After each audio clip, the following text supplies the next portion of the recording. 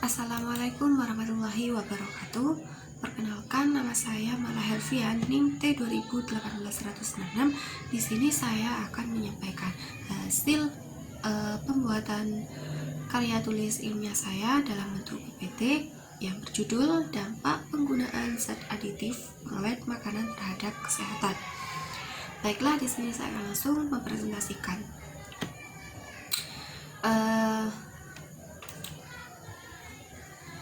Bahwa pengertian dari zat aditif itu merupakan suatu senyawa campuran berbagai senyawa yang sengaja ditambahkan pada makanan yang mana terlibat dalam proses pengolahan, pengemasan, atau penyimpanan dan bukan bahan utama. Jadi zat aditif ini bukan zat utama dalam makanan tersebut yang seharusnya ditambahkan, tetapi zat aditif ini adalah suatu senyawa yang sengaja ditambahkan dalam makanan tersebut. Kemudian jenis-jenis zat aditif, yang pertama ada zat aditif berasal dari sumber alami, yaitu ada lecitin dan asam nitrat. Sedangkan zat aditif sintetik dari bahan kimia itu berasal dari amil asetat dan asam askorbat. Apa saja sih dampak zat aditif terhadap kesehatan? Yang pertama itu ada yang namanya zat aditif formalin.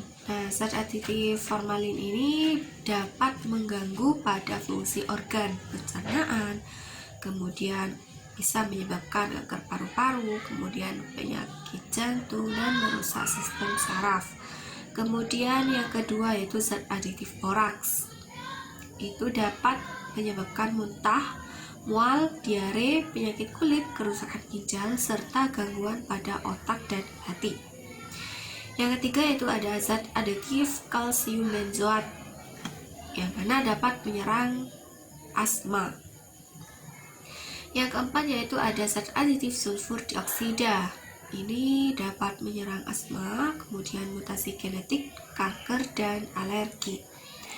Yang ketiga ada kalsium dan natrium propionate. Ini dapat menyebabkan migrain atau pusing, kelelahan, dan kesulitan untuk tidur atau insomnia. Yang ketiga ada CFC dan tertrazin. Ini dapat merusak organ hati, ginjal, dan meningkatkan kemungkinan hiperaktif pada masa kanak-kanak. Selanjutnya yaitu peraturan perundang-undangan tentang penggunaan zat aditif, bahwa dalam Undang-Undang Republik Indonesia pada nomor 18 tahun 2012 pasal 75 ayat 1 dicantumkan bahwa setiap orang yang memproduksi pangan untuk diedarkan dilarang menggunakan bahan apapun sebagai bahan tambahan pangan yang dinyatakan terlarang atau melampaui ambang batas maksimal yang telah ditetapkan, atau bahan yang dilarang digunakan sebagai bahan tambahan pangan. Jadi di Indonesia itu memang sudah ada aturannya bahwa setiap makanan yang sengaja ditambahkan zat aditif yang melebihi ambang batas ini sudah ada peraturan perundang-undangannya. Yang kelima yaitu ada macam-macam zat aditif. Yang pertama itu ada pengawet nitrat dan nitrit. Nah, pengawet ini sering terdapat dalam olahan daging seperti kornet, kemudian bakso, sosis. Jadi gunanya pengawet ini untuk memperpanjang masa produk tersebut. Misalkan seharusnya bakso itu dapat bertahan 1 minggu, namun setelah ditambahkan pengawet, bakso tersebut bisa bertahan hingga berbulan-bulan, seperti itu. Yang kedua yaitu ada pemanis. Nah, pemanis ini biasanya ditambahkan dalam bentuk minuman atau sirup, kemudian seperti itu rasa-rasa yang di jus, nutrisari, seperti itu. Selain itu ada pada sari buah. Nah, pemanis di sini yang ditambahkan itu bukan pemanis alami, tetapi pemanis buatan. Yang ketiga ini ada pewarna. Nah, pewarna ini misalkan pada sunset yellow ini biasanya memberikan warna kuning yang bersifat asam dan mengandung kromofor NN dan CC.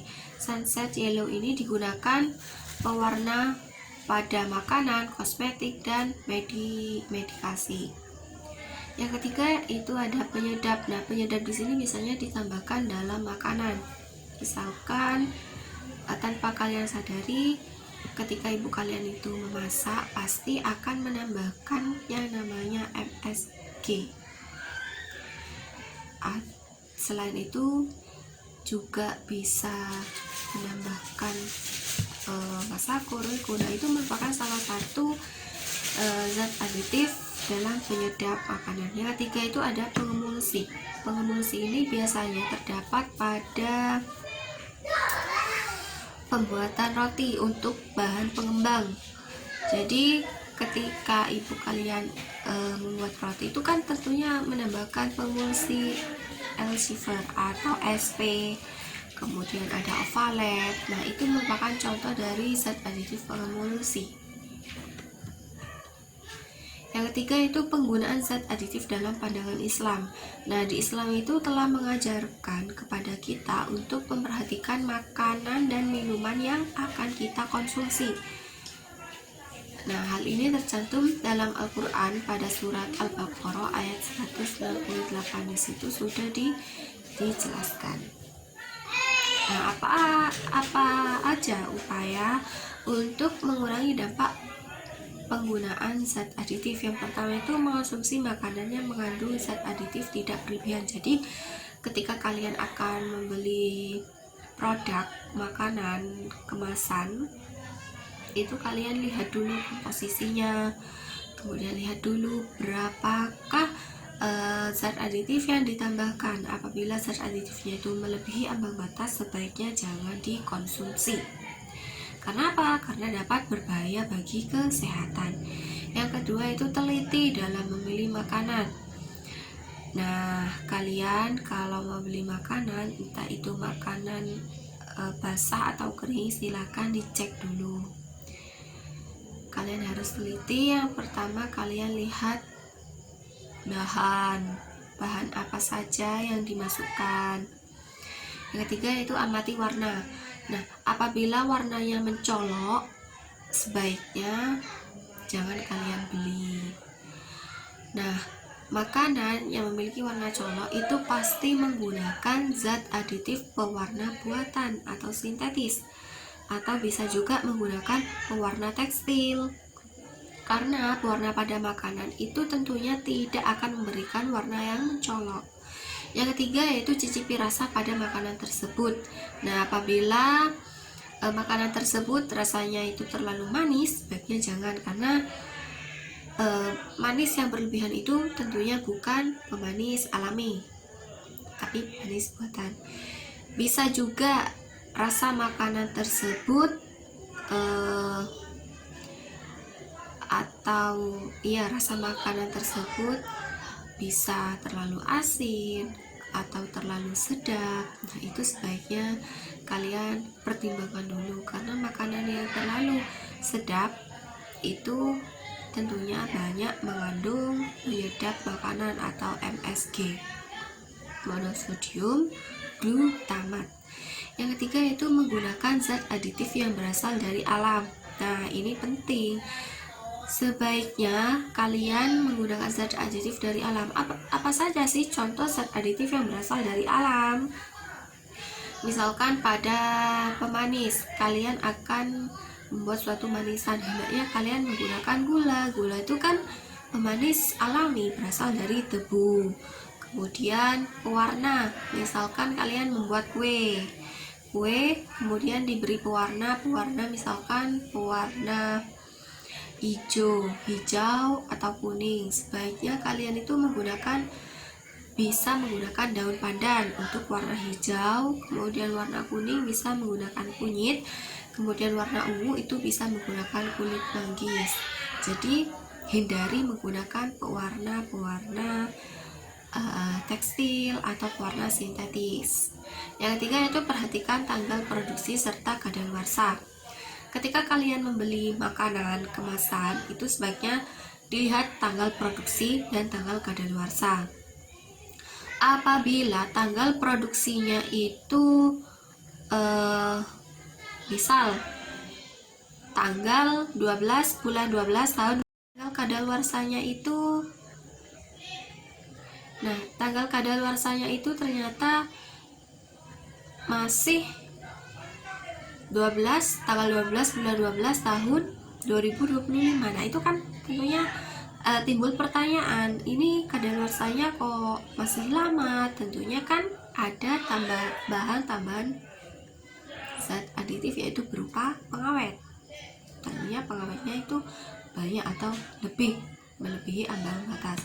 Yang ketiga juga perhatikan bau dan aroma. Apabila aromanya sudah tengik atau baunya sudah enak, sebaiknya jangan dikonsumsi. Yang ketiga itu amati komposisi serta bahan-bahan. Nah, ini sangat penting karena komposisi ini